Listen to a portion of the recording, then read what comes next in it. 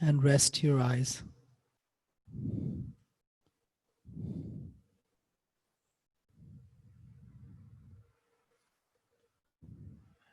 Bring your awareness to your breath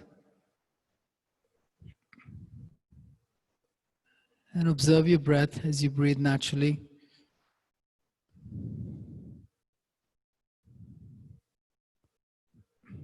Notice the tendency of the mind to be somewhere else or move somewhere else. Just bring the mind to your breath. Focus on the breath and just observe.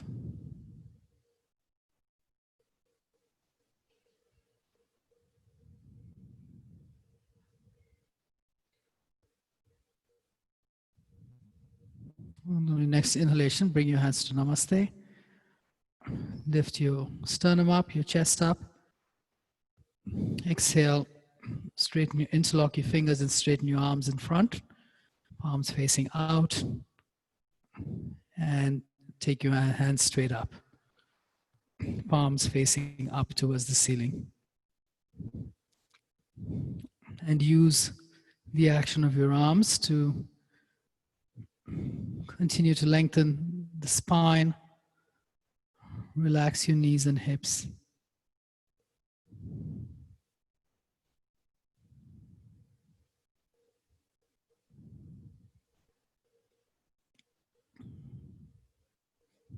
And release, please.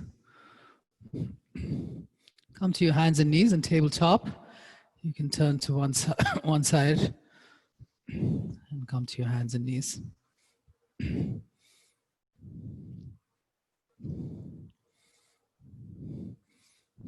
warming up the spine in cat-cow. So do some cat-cows on your own.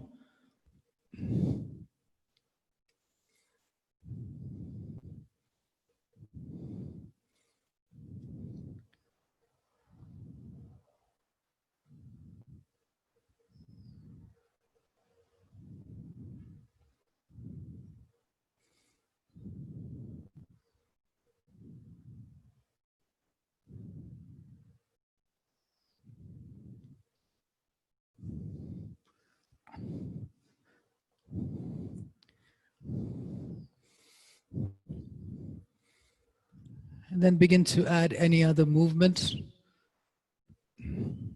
that helps you to just energize the body.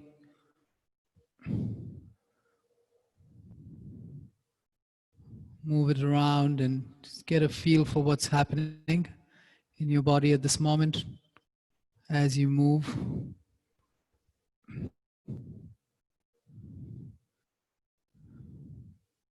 And as you do this, starting to drop your mind into the practice from the external into the internal.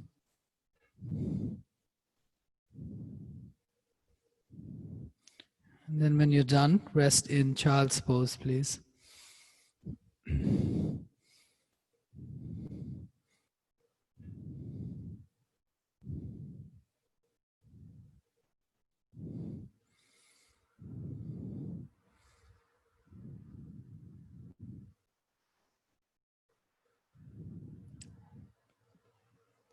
And of course, the first few moments of the practice is usually to bring the mind to the present moment as we warm up the body, to let go of thoughts that are in a different time and space, and bringing the mind to the present moment, your task at hand, practicing yoga,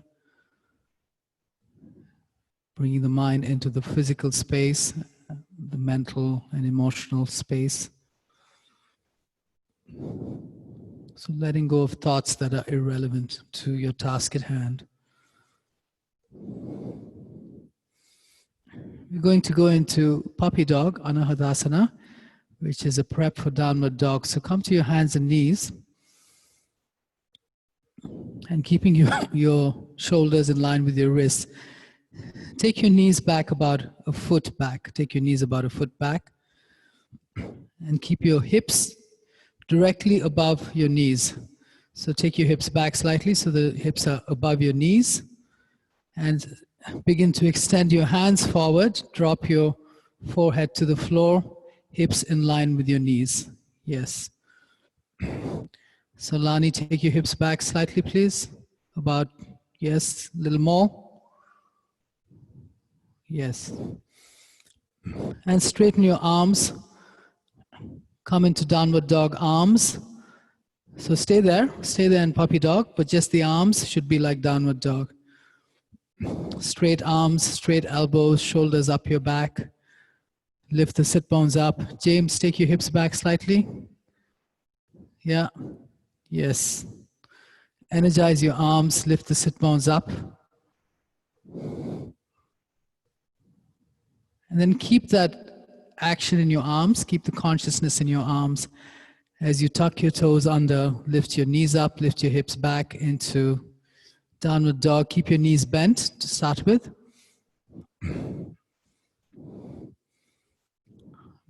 And bending your knees, lift your hips back and up, look forward to lengthen the spine. Inhale there. Exhale, gently straighten your legs any amount and release your head. Repeat and continue. Inhale, bend your knees, hips back and up. Look forward, exhale, keep your hips up, straighten your legs and release your head. Inhale, lengthen the spine. Exhale, lengthen the back of the legs.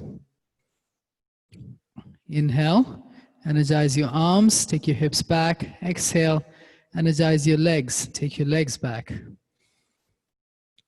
Inhale, lengthen. Exhale, straighten the legs, any amount. Last one, inhale. And exhale. And then inhale, step your feet forward. Look at the wall in front, extend your spine. Straight arms, straight spine, straight legs. Lift the sit bones up, stay in the half position there, lengthening the spine. And the back of the legs. And exhale, bring your hands to your hips. Inhale and come up, please. Stand in mountain pose at the top of your mat with your legs straight, your spine straight, your arms straight. Relax your shoulder blades and your tailbone.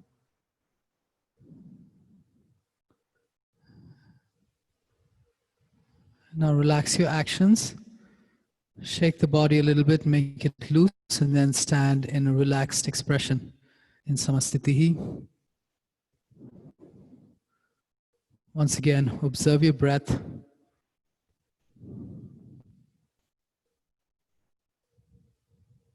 And to come into Ujjayi breathing, regulating your breath. Inhale, expand your chest, keep your chest elevated. Exhale, navel into spine. Keep the chest elevated throughout. Inhale, expand the chest, lift it up, keep it elevated, navel into spine. Apply Mula Bandha. Inhale, lift the perineum muscle up at the pelvic floor, chest elevated, navel into spine, Uddiyana Bandha. Repeat and continue.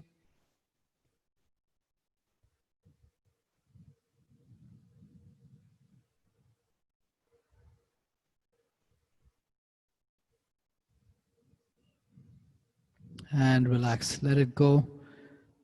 Release your chest, release the bandhas in the breath. Classical sun salutation. Inhale, hands above your head. Exhale, relax and fold. Keep your hands where they are. Inhale, look at the wall in front. Exhale, right leg back, right knee down, hands on the floor. Inhale, lift your hands up. Exhale, move to plank position. Inhale in plank. Exhale, knees down, chest down, hips lifted. Inhale, drop your pelvis, lift your head and chest in cobra. Elbows are bent here. Exhale, lift your hips back and up to downward dog. Inhale, step your right leg forward, left knee down, hands above your head. Exhale, release your hands to the floor. Look at the wall in front. Inhale, step your left leg forward, look at the wall in front of you. Exhale, relax and fold. Inhale, hands above your head, come up. Exhale, release. Continuing, inhale, hands above your head, Urdhva Hastasana. Exhale, relax and fold in Uttanasana. Keep your hands there. Inhale, look at the wall in front. Exhale, right leg back, right knee down, hands on the floor. Stay there, please. I'm just going to open a little bit here. Lengthen the inner edge of your back foot. So lengthen that so you come to the center of your knee on the back leg. Square your hips. And then relax the front knee and sink your hips a little lower. And then lift your sternum up there. Look at the wall in front. Stay there. Breathe into the area that's tight. The front of the right leg, the back of the left leg and hip. And then bring your hands to your left thigh. Place your palms on your left thigh. Keep your hips sinking down. Begin to straighten your elbows and lift your chest. Take your chest back. Yes, and stay there. And this will open the psoas muscle even more.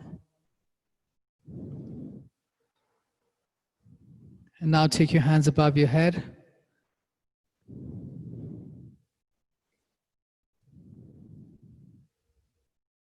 Exhale, go to plank. Aileen, if plank is too much, stay on your forearms. Go on your forearms to plank if you need to. Exhale, knees down, chest down, hips lifted. You can just come down, Aileen. Inhale, drop your pelvis, lift your chest up. Exhale, lift your hips back and up. Inhale, step your right foot forward, left knee down, and keep your hands on the floor to begin with. Applying similar actions as the other side. Lengthen the inner edge of your left foot. Come to the center of the left knee. Square your hips, taking the right hip back slightly, left hip forward. Bend, relax and bend your right knee. And drop both your hips towards the floor. And then lift your sternum up, look at the wall in front. Use your breath to relax the tight areas. And lift your chest up, place your hands on your thigh, right thigh. Continue to sink the hips down. Begin to straighten your elbows and take your chest back. Lift your heart up. Stay there. And then add the hands above your head.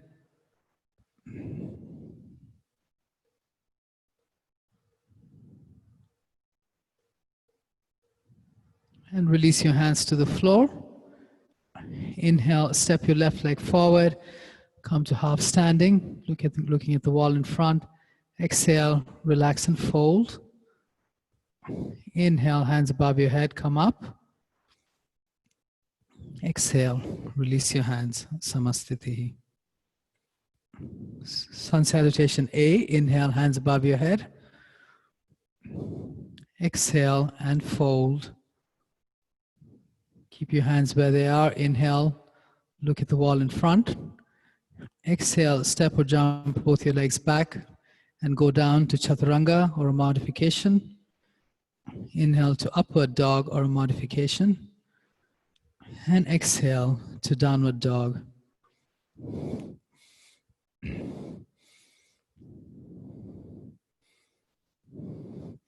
Even downward dog, you can substitute dolphin, although dolphin is a little more challenging, but it's not as intense for your wrists.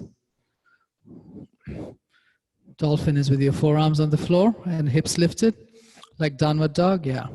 Palms on the floor. Yes, so you can substitute like that. It's a little more intense though. Inhale, step or jump your legs forward, everyone. Exhale, relax and fold. Inhale, hands above your head, come up. Exhale, release your hands, Samastiti. Inhale, hands above your head. Exhale and fold. Inhale, look at the wall in front. Exhale, go to plank position this time. Aileen, go on your forearms if you need. Stay there, looking forward, about 2 feet in front.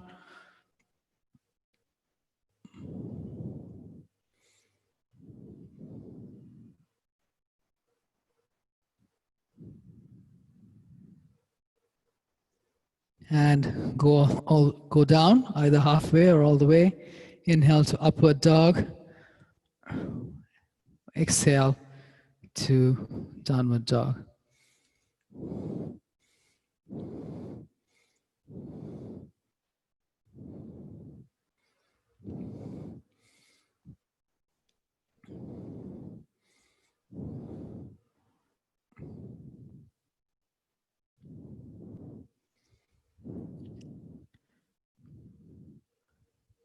And come to, Lani, come to plank on your forearms, please. Aileen, could you look? Look at this. Okay, so you see how the whole vinyasa you can do like this, coming to plank on your forearms, and then just come down like that. Keep your forearms on the floor, come down, and go into Sphinx from there with your forearms, and then go to dolphin from there. So you see how the forearms are down throughout that section? Okay, and then step forward, can come through downward dog to step forward, yeah. Like that, and fold, and then come up. Thanks, Lani. So you see how you can do that? It'll protect your wrist, but it's actually more intense on the core. But you know, if your core is fine, you can protect your wrist like that, you know, and it'll help you strengthen your core. Okay? Okay. Let's continue. Thanks, Lani, again. In Surya Namaskar B. Bend your knees, hands above your head. Inhale and fold. Sorry, exhale and fold.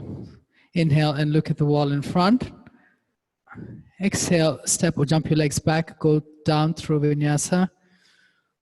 Modify as needed. Inhale to upward dog or modify. Exhale to downward dog. Pivot your left heel into the floor. Take the right leg forward and come to warrior one on the right side. Exhale, hands to the floor. Take your right leg back. Go down. Inhale into upward dog. Modify if you need. Exhale to downward dog. Pivot your right heel to the floor. Take the left leg forward. Inhale, come to warrior one. Exhale, hands to the floor. Left leg back. Go down to chaturanga. Inhale to upward dog. Exhale to downward dog.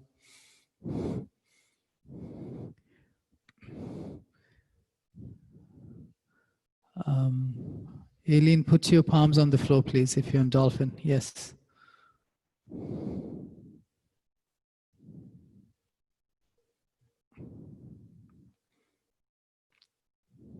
And inhale, step or jump your legs forward. Look at the wall in front. Exhale, relax and fold. Inhale, bend your knees, hands above your head. Exhale, come to standing. Release your hands. Last one. Inhale, bend your knees, hands above your head. Exhale and fold. Inhale, look at the wall in front. Exhale, step or jump both your legs back and go down. Inhale into upward dog. Exhale to downward dog. Pivot your left heel into the floor. Take the right leg forward. Inhale to warrior one. On the right side. Exhale, hands to the floor. Right leg back and go down. Inhale to upward dog. Exhale to downward dog. Pivot your right heel into the floor. Left leg forward. Take your hands above your head. Exhale, hands to the floor. Left leg back. Go down. Inhale to upward dog. Exhale to downward dog.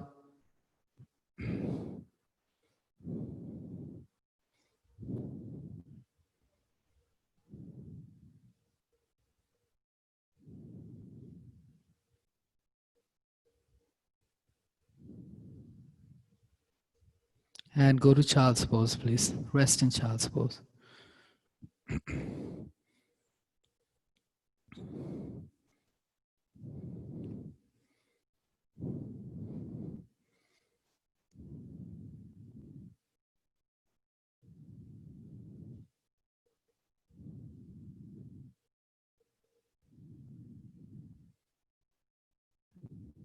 So notice the state of the body. The body is very impermanent. Things keep changing. In the body, one day one joint will hurt, the next week something else will hurt, and it's constantly changing. The body is constantly changing from a cellular level to a more bigger level. And we often identify with the body as defining who we are.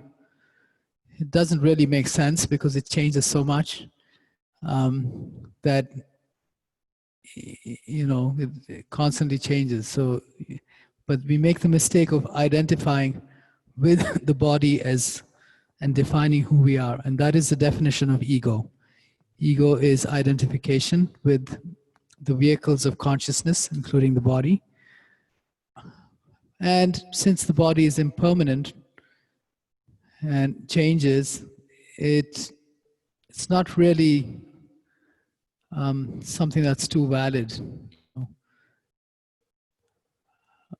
Because when the body feels good, you feel good because of your identification. If the body feels not so good, you feel not so good because of that identification with it. Moving away from the ego is to move away from that identification and try to stay within the part that's more really defines who you are, the deeper aspect of yourself that is beyond the body and the mind and the emotions. Okay. And that is the practice of humility. Being aware that there is something much larger and deeper than the outer layers of your experiences. Okay, and then just lie down on your back, please.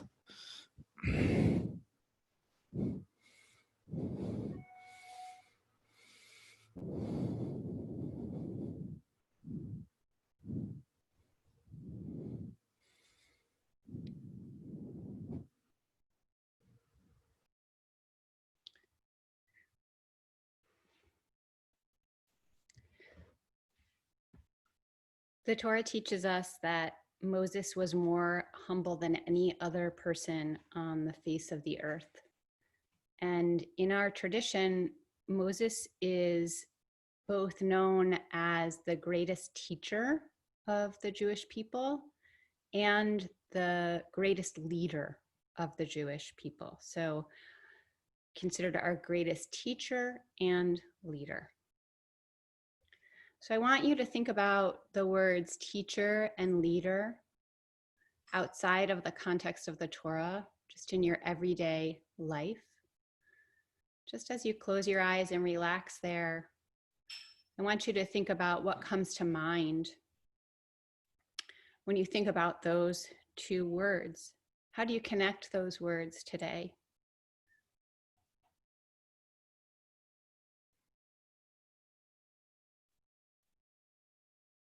And then with the idea in mind that our Jewish tradition teaches us that these two ways of being, the way of being a teacher and the way of being a leader, are inextricably connected.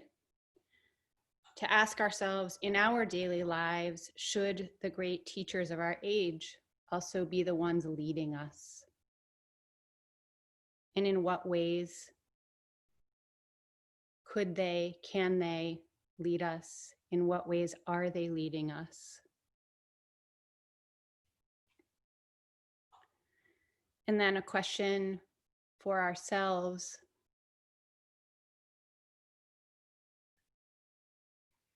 are we turning to our mentors in this moment for guidance? Who are those people? How are we asking them to teach us? How are we asking them to lead us? Are we asking them to teach us? Are we asking them to lead us?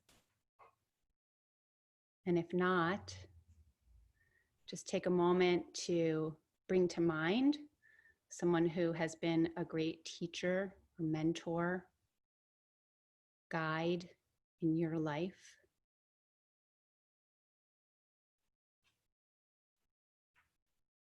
Perhaps we can dedicate this practice today to our teachers, our leaders who give us guidance.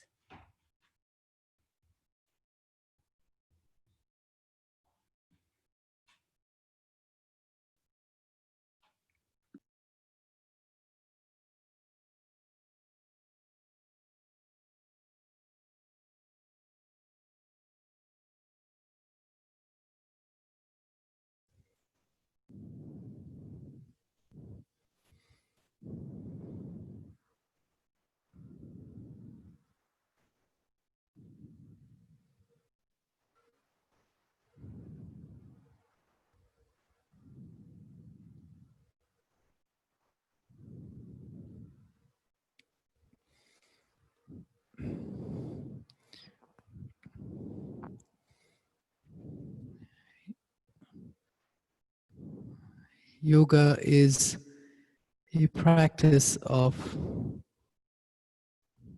moving from the more base, lower instincts, animalistic instincts that we have, towards the more human and divine aspects of ourselves,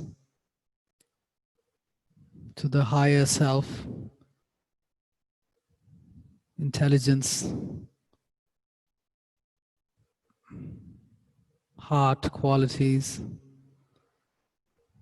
moving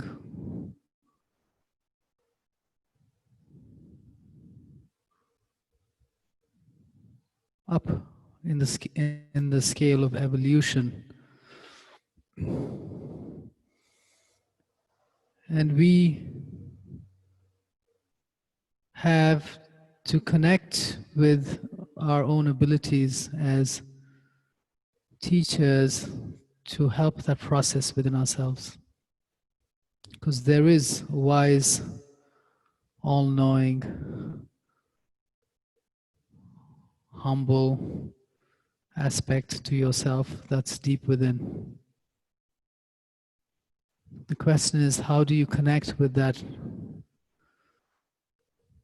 aspect of yourself and surrender to that aspect of yourself to guide you in this process. For that, we have to first recognize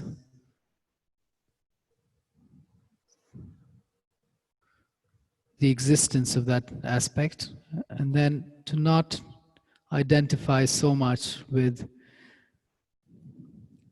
the more instinctual,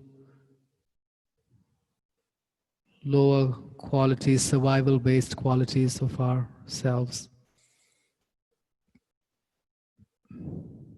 Connecting with the teacher within you, surrendering to your own wisdom, surrendering to those around you who can help you in that process, and surrendering to the divine as well to help you with that. And letting go of ego, negativity, animal instinct driven qualities.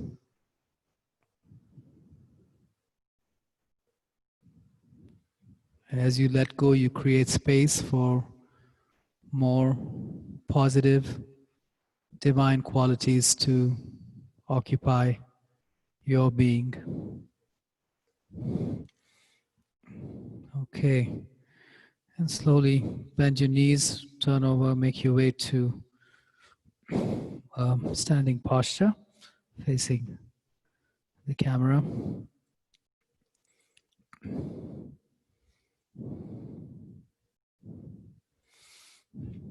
I'm just going to, before we get into the standing postures, I'm just going to show you a release for the wrists. So you interlock your fingers like this and keep your elbows and shoulders stationary. Relax the wrist joint and just make circles like this with your wrists. Relax the wrist, circle the wrist. Very soft, relaxed motion, yeah? And try to keep the elbows and shoulders stationary. Don't move them up and down like that. Just and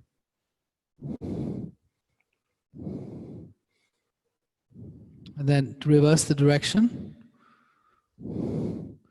Very soft and relaxed. Keep the joint relaxed and soft.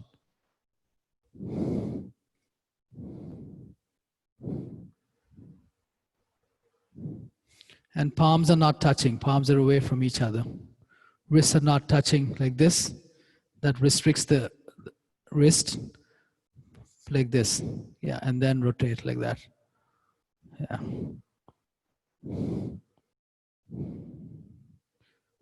Yes. So you can always do this even during the day when you want to release the wrist joint. It helps to loosen it a bit. Okay. Okay, we're going to do some standing postures. So standing at the center of your mat. So Aileen and James, maybe turn to your right. Yeah, like that. And Carrot, take the bricks behind you if you're using the bricks and place them apart, one on each side. Yes. And step or jump your legs apart, hands apart. Exhale, point the right foot out. Inhale, charge the left side of the body. Exhale, bend the right knee and go into warrior two from there.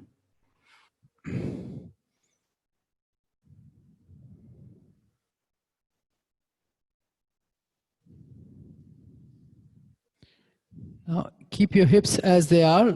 Lengthen the right hand forward and release the right hand down, left hand straight up or above your ear. Nani, put your palm on the floor, please. Right palm. Yes.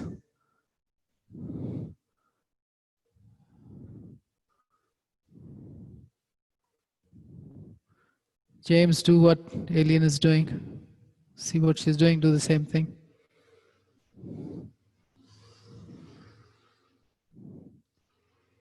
And inhale, come up, please. Exhale, change the direction of your feet. Inhale, charge the right side of your body. Exhale, bend the left knee, go to warrior two first. Relax the left knee and hip. Reach for the wall with the right hand. And then release your left hand down, right hand straight up or above your ear.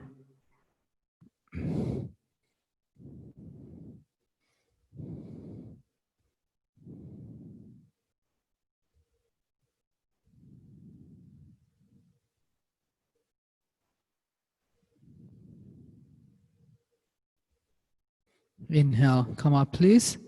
Exhale, step your legs together, release your hands. Inhale, step or jump your legs apart, hands apart. Exhale, point the right foot out.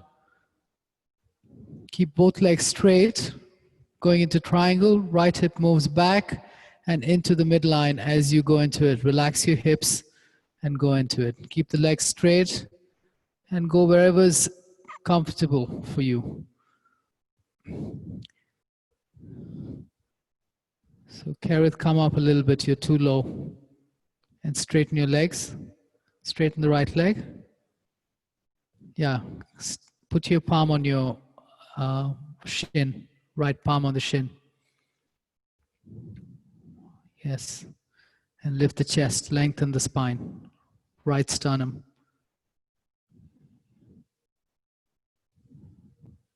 Inhale, come up please. Exhale, change the direction of your feet. Relax the hips as you go into it. Keep your legs straight, relax the hip joint. Lengthen from the left hand, let the left hip move back and into the midline. And without bending the knee, place your hand wherever is comfortable for you. Left hand, right hand straight up. Once you're in the posture, apply the action to lengthen the spine, work the back leg, revolve the spine, and then relax the left hamstring and the right low back.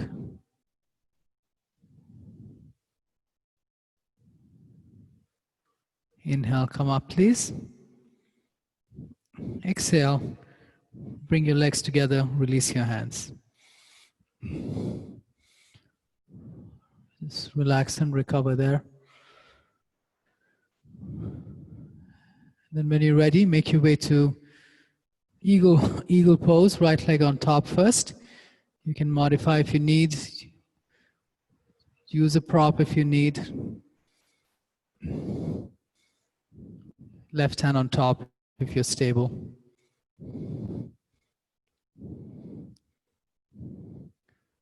Aline, relax the left knee. Bend it.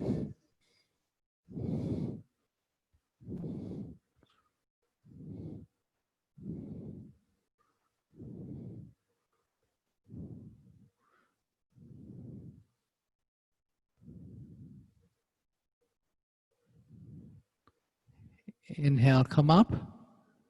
Exhale, release. Relax and recover. First get the legs, get the balance and relax in the legs and then take the hands up, yeah? Otherwise you'll be moving around a lot. Inhale, lift the left leg up and either wrap the foot behind or ankle above the right knee. Hands on your hips to begin with. Relax the right knee, take your hips down slightly. Relax there, get stable, and then take your hands up and right hand on top.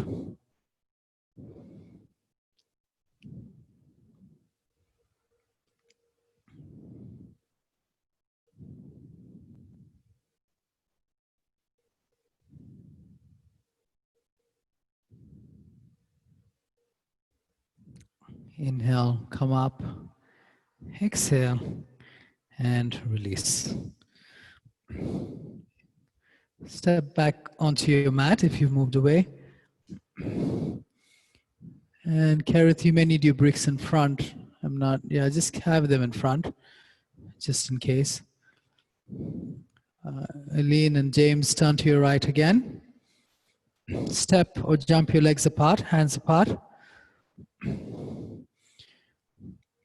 You can either bring your hands to the floor or you can interlock your fingers behind you if you want to take it a little deeper. And lift your chest, straighten your arms. And come to the half position.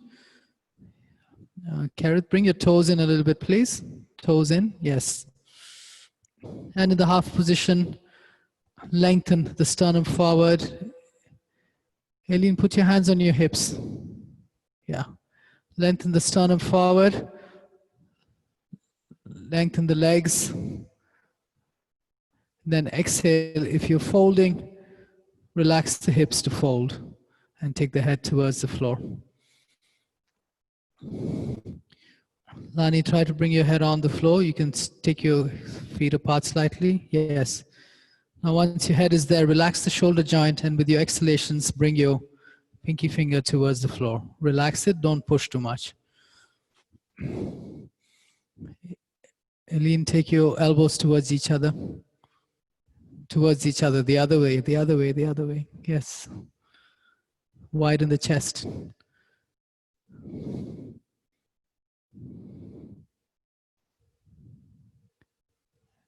And inhale, come up please, come all the way up. Exhale, step your feet together, release your hands. And we're going into tree pose now. So lifting the right leg, place the right foot high up against the left inner thigh. And once you get stable first, don't move your hands right in the start, get stable. Only if you're stable, then hands in namaste. And then if you're stable there again, then hands above your head.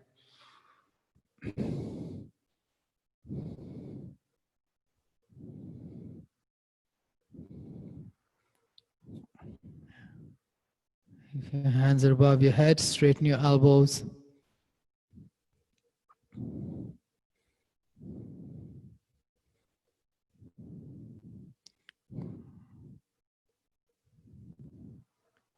And gently release.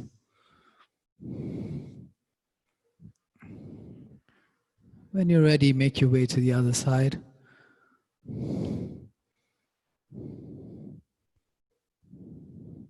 If you're moving a lot, use the support. One way to stabilize is to activate the right thigh and take the right hip to your left slightly. Thigh into foot. If you're stable, take your hands above your head.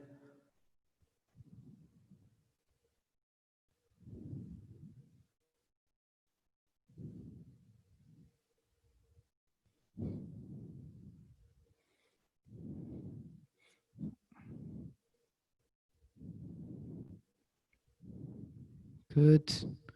And gently release, please.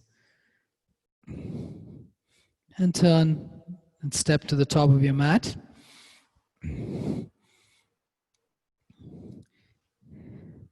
Inhale, hands above your head. Exhale and fold. Inhale, look at the wall in front. Exhale, step or jump your legs back and down. Go down. Inhale into upward dog. Exhale to downward dog.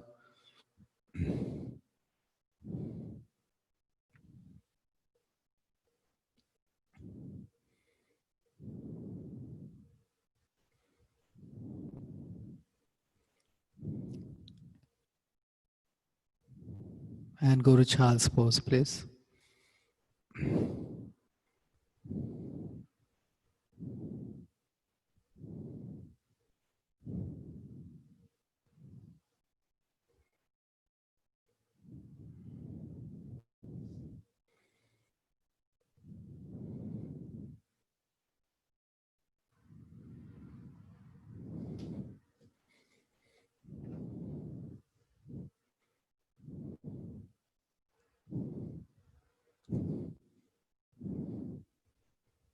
make your way up, lift your torso up. You can continue to sit on your heels there in Vajrasana, or just come up to a comfortable seated posture. And sorry, look at your screen, please. I just want to demonstrate something first.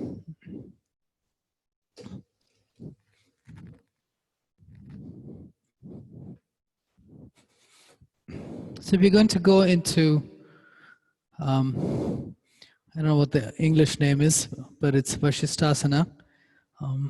Side plank, maybe it's called. So just watch, don't do it, please. Going to go to downward dog first.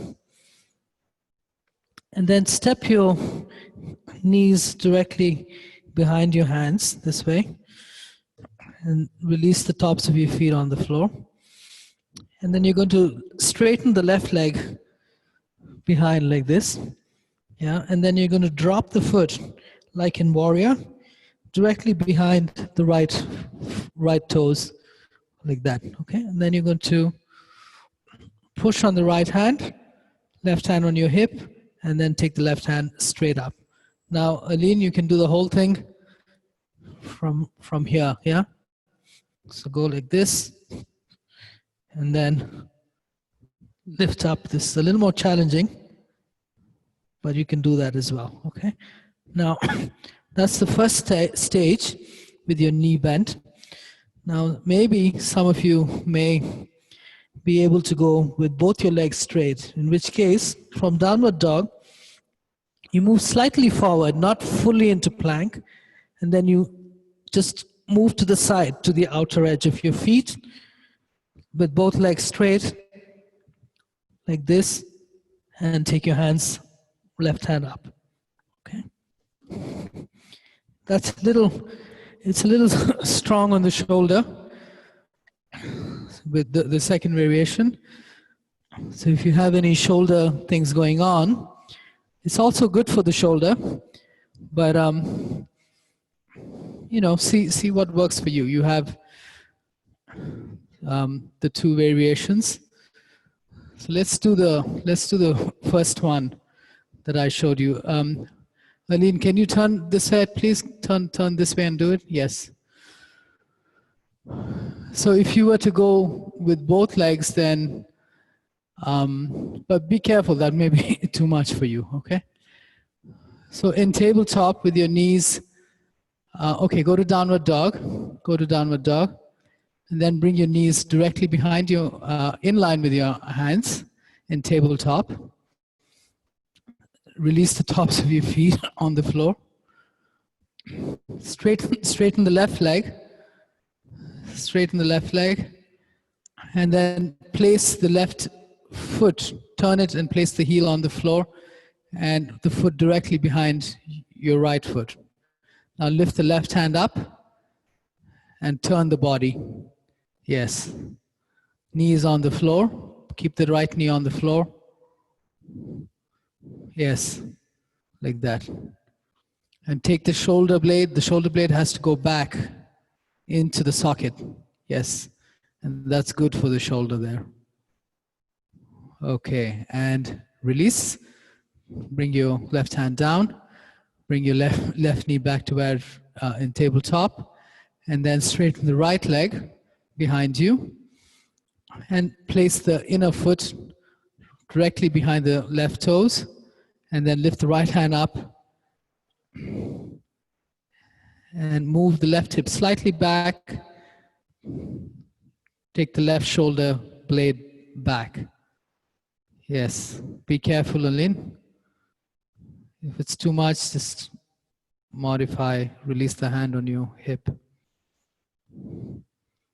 Okay. And release. Release. Okay. Does anyone want to try straight legs? If you do, show me your hand. Okay, if you're trying, you can repeat the same what we did. Otherwise, try straight legs. You can even just go from plank, yeah? So go the other side first, Kerith. Yeah. Aline, you can also do it. Do plank on your forearms and then Just turn sideways. Drop, yes, like that. Yeah.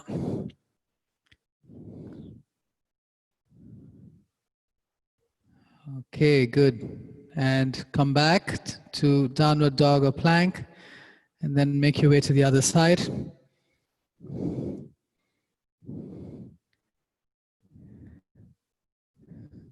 Yeah, if you're in this posture, think of lifting the hips up. So the left hip, move it away from the floor if you're in straight legs. And try to drop the inner edge of the left foot on the floor.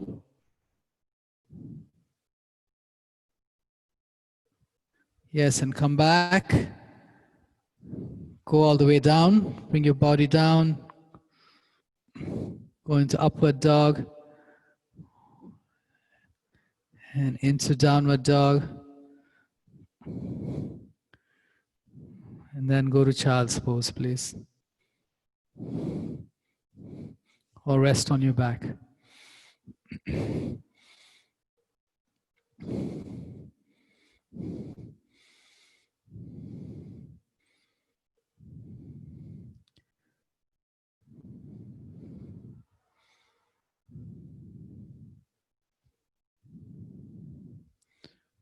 So in the asana practice, the physical practice of yoga, one way to work with the ego or letting go of the ego is to not allow your sense of self to be affected by your achievement in the posture. So whether you get something the way you want to get it in the posture or not, you stay detached from identifying with that, which means that if you get something you don't feel, like heightened state of sense of self, or if you don't get something, debilitated state or sense of self.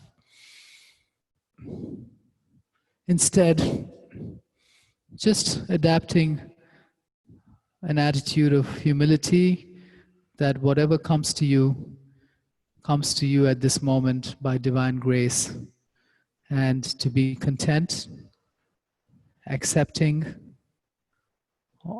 of whatever comes to you at the moment. And also to take the practice a little further is also not only to be humble about it, but also to be in gratitude. And when you do that, it helps you to detach from the ego and the suffering that the ego causes. Humility brings peace, ego creates suffering. You need the ego to a certain extent, but when an overusage of the ego creates suffering. Okay.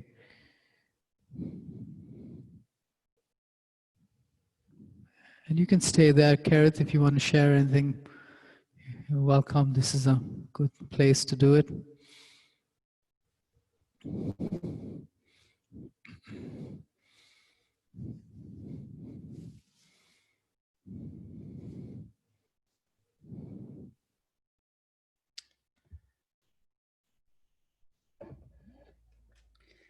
So there's a teaching from the Midrash from Rabbi Shmuel of Wiza, and he teaches the test of humility is your attitude toward subordinates.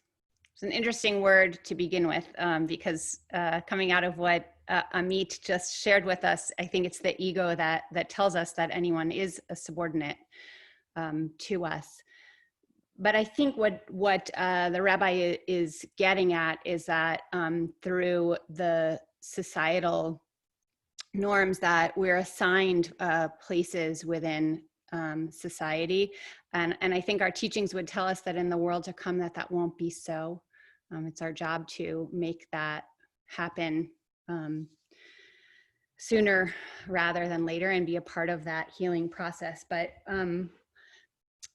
the teaching is that this idea, this sense of humility is associated with a spiritual perfection that we can strive toward.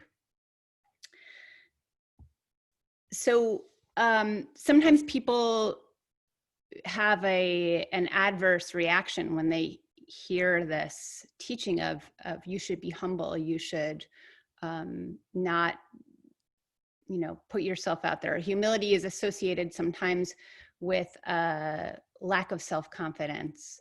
That's not the kind of humility we're talking about. And when humility gets to the point of that you see yourself as not worthy, as worthless, that's not humility. That's something different. It should not lead to depression. It should not lead to a lack of self-worth. True humility shouldn't. We certainly see that, turning back to our teacher, our leader, Moses, who, as we're told, was the most humble person in the world, yet led our people and is known as our greatest teacher. When humility is genuine and authentic, we derive from it a sense of joy, and we actually derive from it a great sense of courage. I think, Amit, that really applies to the practice as well. When we're truly humble and just with ourselves and let go of that ego, we may find courage to be with ourselves in the way that you were talking about. Absolutely. And to just be present with the self that happens to show up that day. The other thing that it leads to is an inner dignity. And I think when we think sometimes of this word humility, that we might think that dignity is the opposite. But in fact, those two qualities we're taught are live side by side, and that true dignity aligns perfectly with this idea of humility, of walking humbly in the world. So I hope that we can derive joy, derive courage, and derive inner dignity through our embracing of this quality of humility. Thank you, Kerrit. Thank you for that beautiful sharing.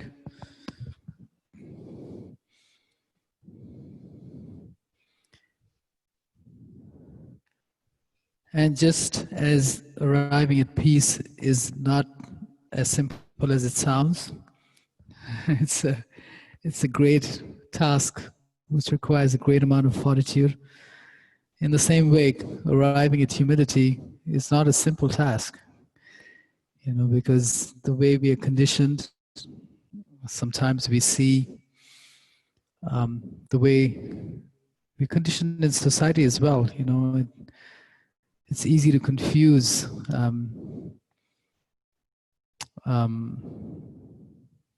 humility for weakness. It's easy to confuse aggression for strength. It's actually the opposite. Humility is strength. And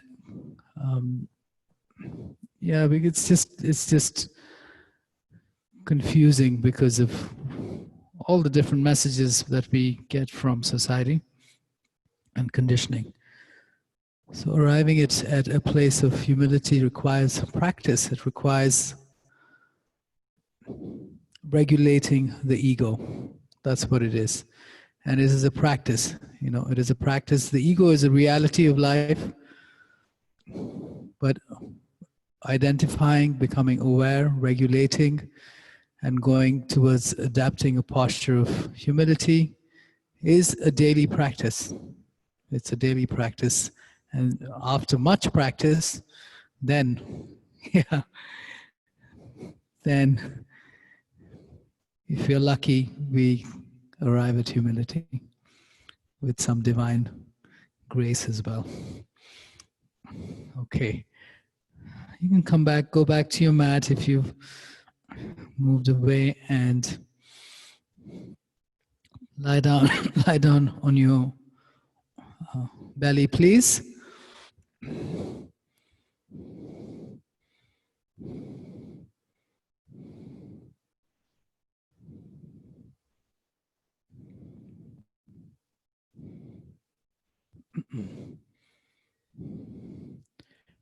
And as we practice, just try to become aware of this.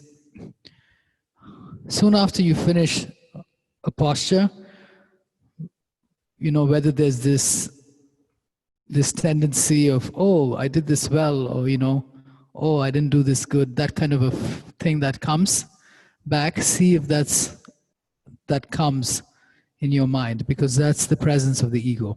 So just try to be aware of that, whether that happens, okay? Placing your hands under your shoulders, palms on the floor, fingers pointed forward. Ground your pubic bone and navel. Lift your straight legs behind you. Lift your chest and head. Stay there, please.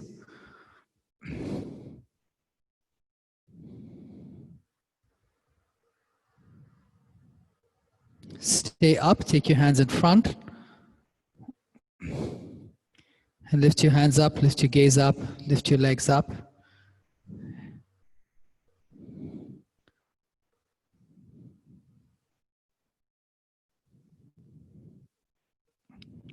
And place your hands under your shoulders again.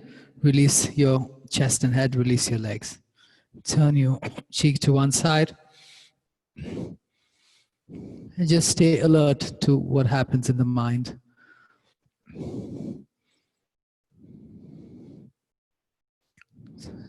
Just in the practice of becoming aware of the presence of the ego and any messages. Bring your forehead back to the floor and go into cobra from here with your elbows bent. Lift your head and chest, pelvis on the floor.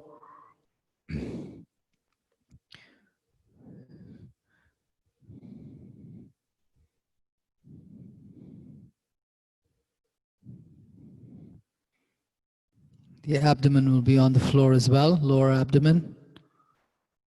And release. Release, relax there. Take your hands about 6 inches in front, wrists in line with your eyes, and then go up to cobra again. This time, you can straighten the arms a little more. And the lower abdomen will lightly lift off the floor. Take the chest through, heart through. One way to work away from the ego is to work from the heart space.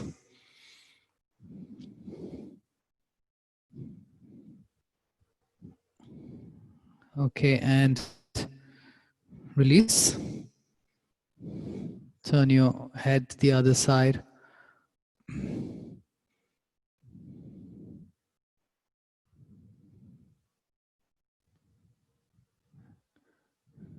Come back to center. Take your hands a little further in front, maybe just beyond your head. And once again, lift your chest up, lift your head up. In Bhujangasana, take the shoulder back and down, take the heart through and lift the chest. Just arching the spine here. We're using this as a prep for the next posture. And then release. We're going into bow pose, Dhanurasana. So bring your legs together with your straight legs together. And bending your knees. hold the tops of your feet or your ankles. Keep your feet and knees together and bring your heels to your hips to open the front of your legs and pelvis. I'll take you through the stages. Try to keep your knees and feet touching each other. First stage is to keep your knees together on the floor. Move your heels away from your hips and lift your chest and head. Flex your feet. Move your heels back. Try to bring your heels in line with your knees. Knees on the floor. Next stage, knees and feet together. Lift the knees off the floor.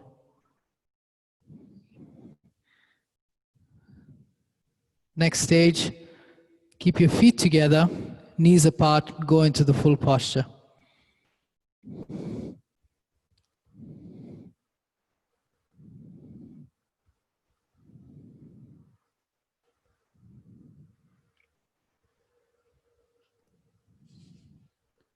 And release. Now quickly notice, if you did the posture well, what happens? If you couldn't do the posture, what happens? Is your sense of self in any way affected by that? That is the ego, right there. Just become aware, let it go, and just say, tell yourself, what I do is not who I am. It doesn't matter. Instead, just be in gratitude for whatever you could do. Adapt the posture of humility.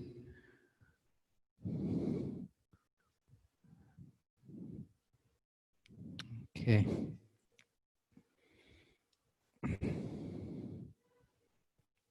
And turn to lie down on your back, please. Hug your knees in to your chest. Release the low back.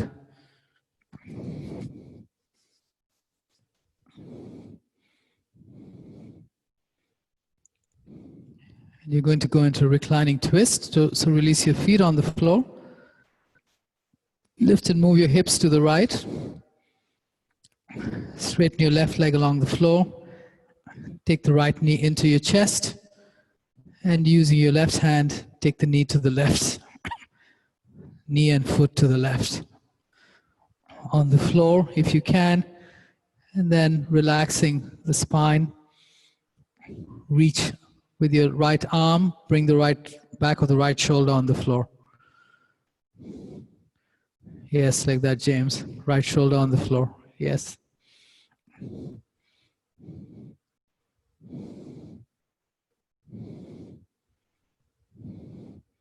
James, you can touch Arlene's head. Touch her head. Yes. There you go. And keep your hand there. Yeah.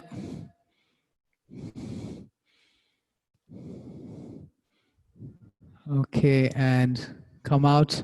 Make your way to the other side, please.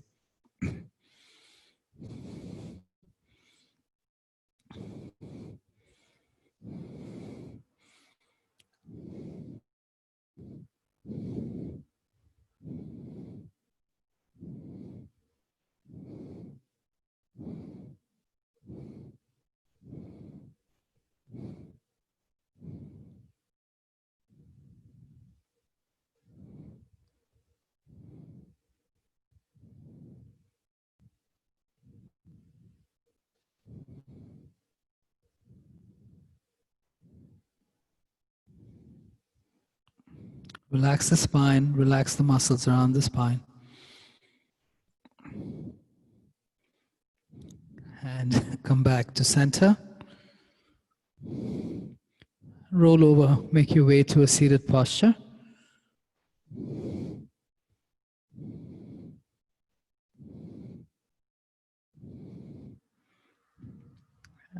You can turn and straighten your legs. No, you're good. Aline, James, you're good. Yeah.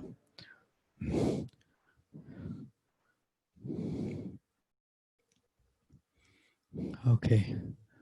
Another way to work to work away from the ego is to work from the intelligence. Work from the heart space or the intelligence as well. So here in Dandasana, pressing your hands on the floor, straighten your spine, straighten your legs, straighten your arms.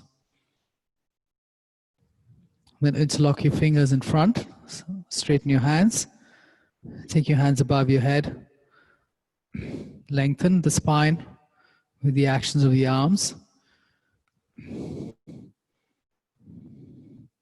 And working from the intelligence means keeping your body safe and using your intelligence to direct your actions. Look up, relax your hips and hold your feet wherever is comfortable for you.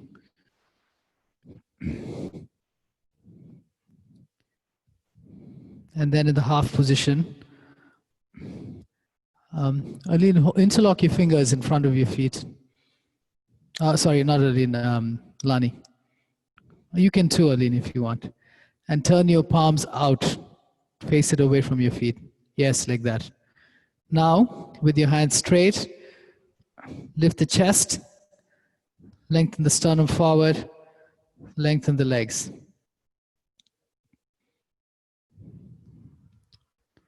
Here, if you work from your ego, what's going to happen is you're going to push down.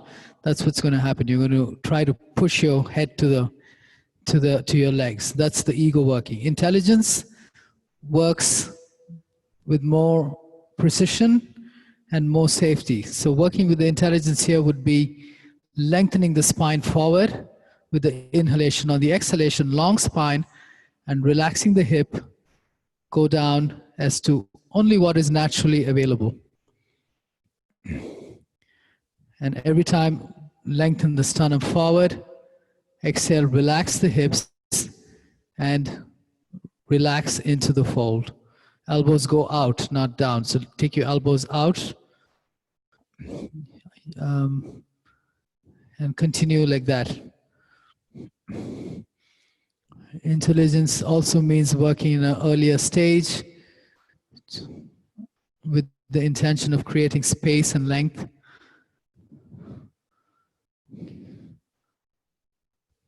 Ego would be brute force. That's the ego at work, brute force.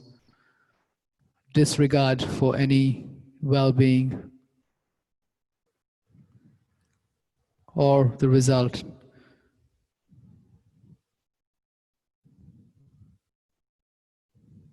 So it is an art to know how to ignore the ego and work from a different place, from the intelligence or the heart. Inhale, come up please. Exhale and release. You know, when I grew up in India, as a kid, I would always hear my father say to use your buddhi. Buddhi means intelligence. You know, you have too much ahankara. Ahankara is ego. You have too much ahankara. Use your buddhi.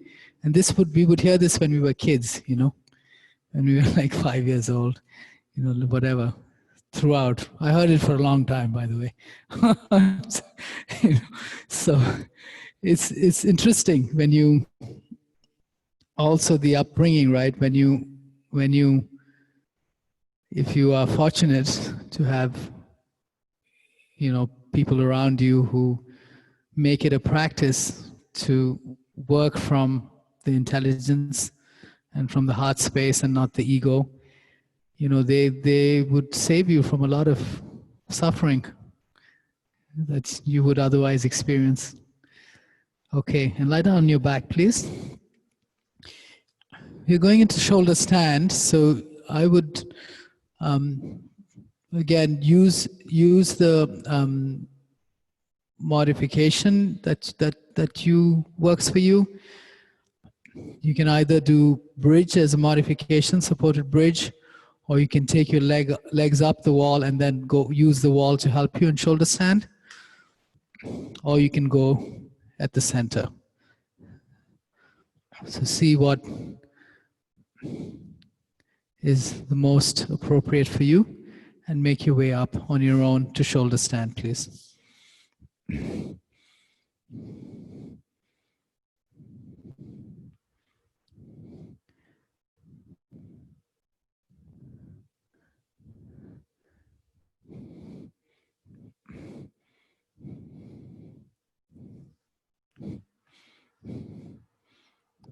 James, support your back with your hands. Yes, like that. Yes.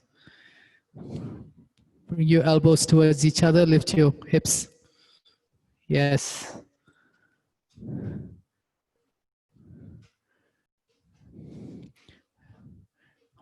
And then once you apply the actions in shoulder stand, try to come to a place where you're able to relax in the posture. Try to find that state of relaxation and bliss that we often talk about, which means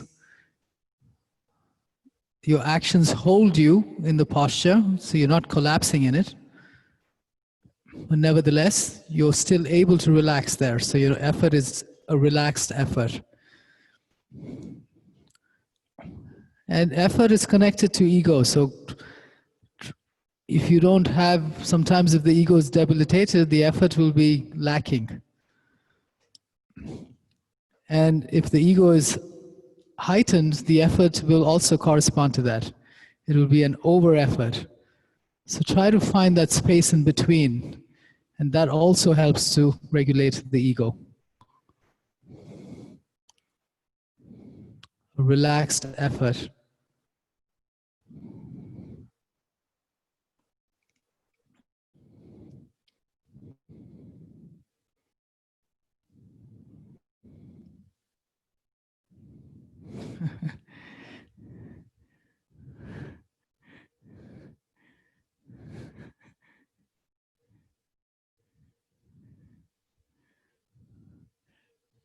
If your low back is okay, then go to plow pose, halasana. Karit, be careful with that. Don't go all the way down. Yeah, that's enough.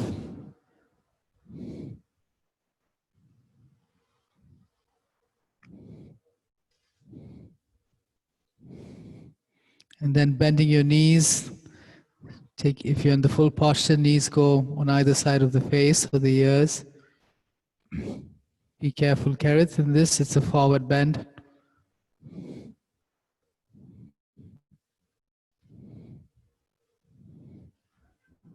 And then to come out, take your hands towards your feet. And then if you're in a plow, take your hands towards your feet. And then slowly roll out vertebrae by vertebrae.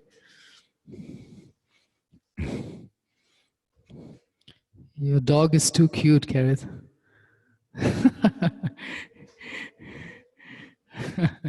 And make your way to fish pose, please. Matsyasana. Lani is doing it. Lifting the chest and shoulders off the floor, crown of the head on the floor, hips on the floor.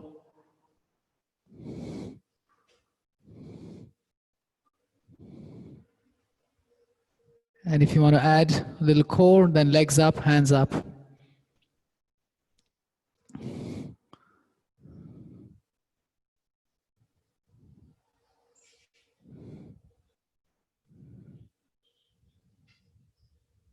And then relax into Shavasana, final resting posture.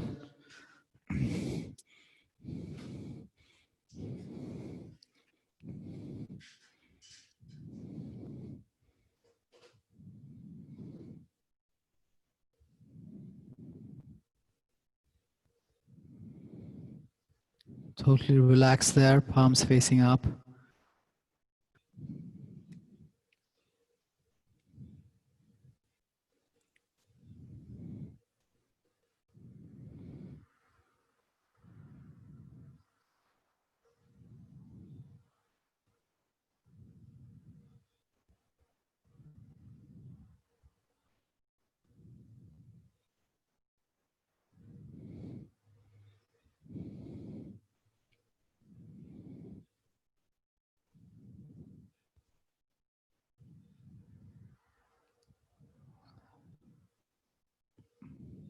Just resting there.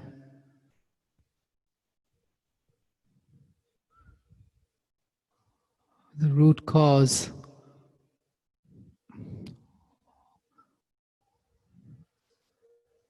of egotistic tendencies lies in ignorance. Ignorance of who we truly are. We confuse our identities with the external layers of our being, what we possess in the external world, what we achieve in the external world or not, what we possess or achieve in the world of the physical body, our thoughts, our emotional states. We think that is who we are. But beyond those external states is the aspect of ourselves, the soul or the Jivatma. According to yoga, that aspect of the self is who we truly are. When we become aware of that, then the ignorance dissipates. When the ignorance dissipates, the identification lessens to the external, to our external world, our bodies, our thoughts. And when the identification lessens, we develop humility because we know that what is within us is great beyond measure,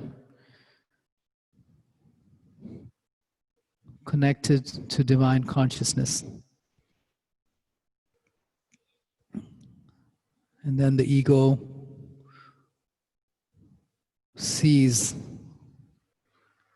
and surrenders to a greater, bigger reality. From that comes humility, from that comes gratitude, and from that comes peace.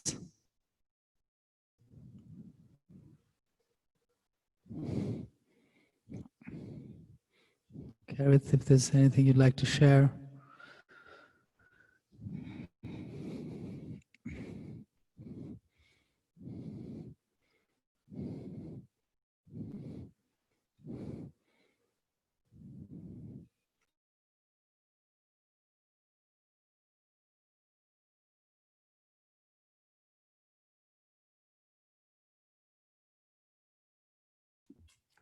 You can open one eye and just look at the screen for a second. This is such a dear teaching to me that I was at a concert and there was a scarf that had the teaching on it, and I had to purchase it for myself. So on one end of the scarf, I don't know if you can see those words. It says the world was created for me, just for me. And on the other side of the scarf, it says, I am only dust and ashes. So this comes from a teaching from Rabbi Simcha Bunim. And he used to say that everybody should have two pockets. And in one side should be a piece of paper with these words on this side of the scarf, that the world was created just for me. And in the other pocket, a piece of paper with the words, I am only dust and ashes. And I think that that this is such a beautiful teaching, because sometimes we really need to hear one of those things. And other times we really need to hear the other. And I think that the wisdom comes in knowing which pocket we need to put our hands into at a certain time, and which of those we need to access. So may we all be blessed this coming week with humility and with wisdom, and with the knowledge of knowing which teaching we need to access in each moment, whether we need to know that the world was created just for us, because that is a truth, or perhaps in a different moment needing to know that we are just dust and ashes, and that is also a truth.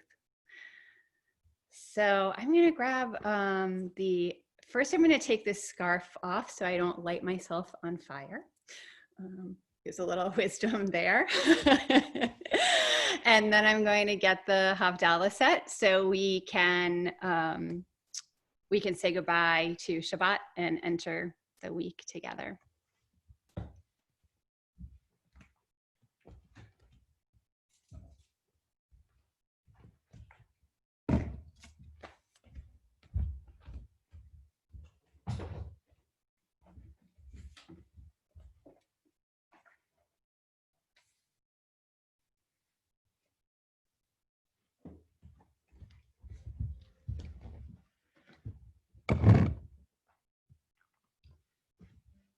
I have a little kumquat tree in my backyard that made kumquats. So I made a spice ball out of the kumquat. There are cloves in there.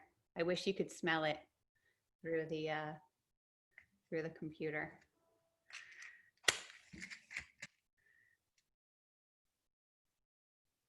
That would be a good upgrade for Zoom. Yes.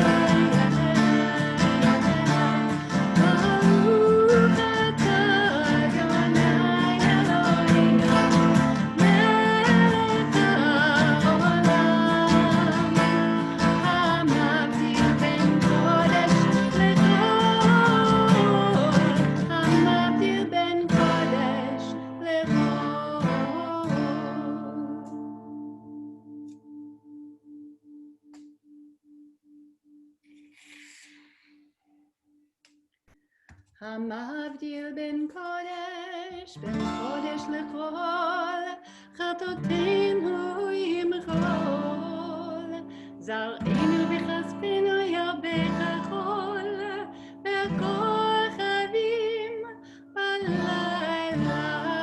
שבוע טוב, שבוע טוב, שבוע טוב, שבוע טוב, שבוע טוב, שבוע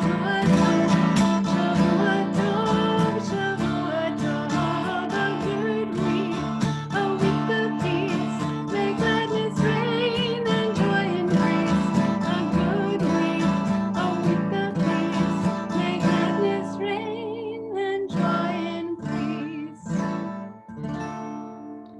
Shavua Tov, everybody. Thank you. Thanks, everyone. Kerith, can I